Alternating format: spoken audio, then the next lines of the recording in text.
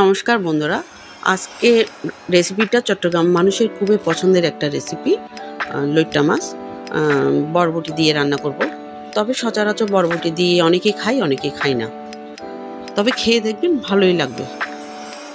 পেঁয়াজ, রসুন, আদা, কাঁচামরিচ তেলের মধ্যে একটু হালকা করে ভেজে নিতে হবে।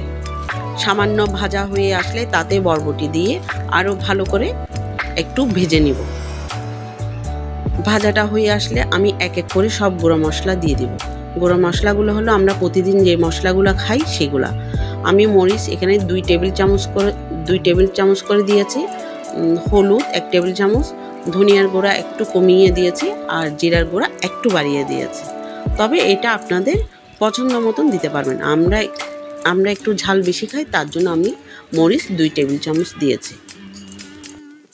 লবণটা স্বাদ অনুযায়ী। এবার সবগুলো দিয়ে আমি কিছুক্ষণ কষিয়ে নিব।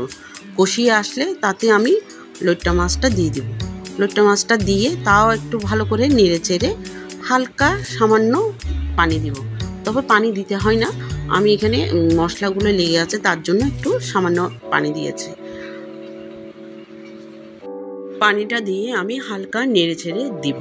তবে বেশিক্ষণ নাড়াচাড়া করা যাবে না, অনেক সময় মাছ ভেঙে যায়।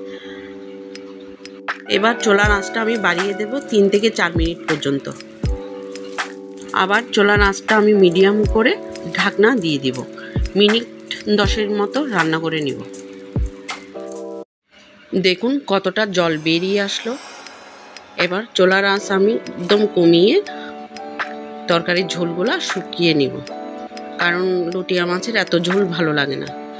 ওটা একটু সময় নিয়ে রান্নাটা করতে হবে, আর সময় নিয়ে ঝোলটা একটু শুকাতে হবে। আজকে এই পর্যন্ত। যদি ভালো লেগে থাকে তাহলে লাইক আর ফলো দিয়ে পাশে থাকবেন।